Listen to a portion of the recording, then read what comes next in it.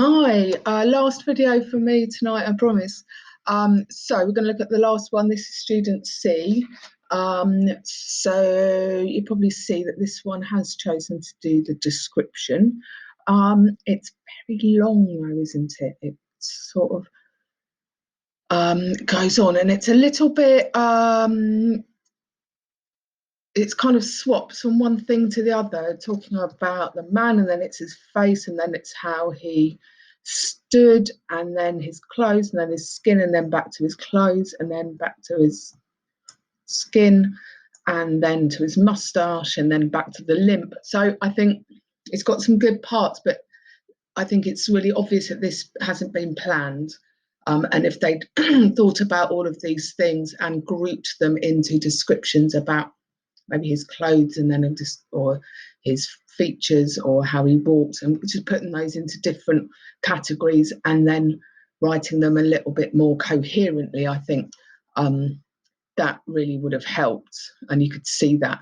I hope you didn't get hung up on the spelling. There are some big spelling errors, and often we find when students are marking things, they go, well, you couldn't be that good a mark because it's got terrible spelling or terrible commas.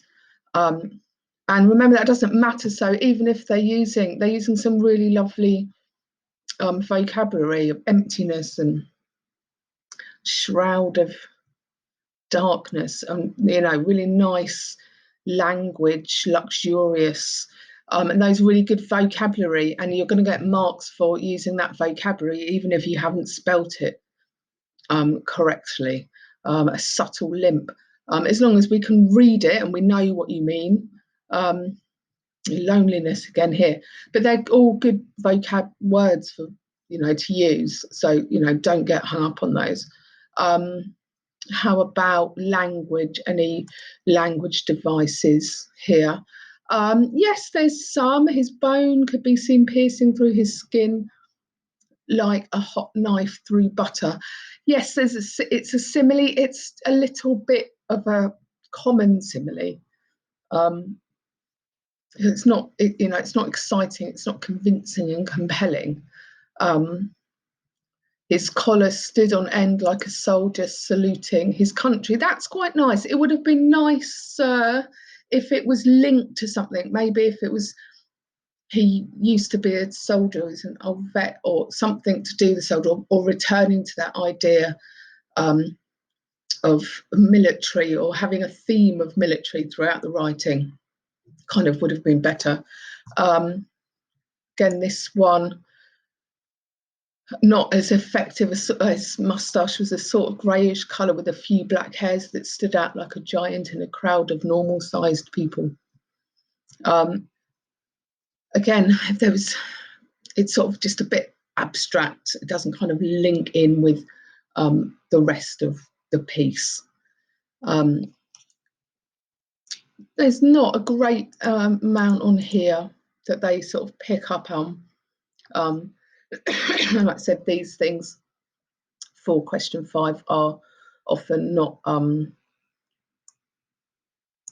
they don't kind of cover everything that they could have covered.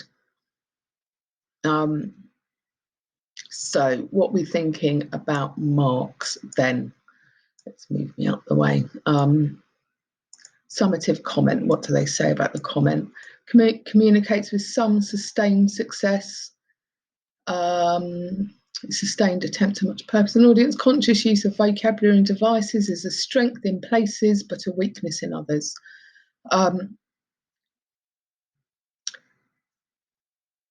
Let's look at the marks then.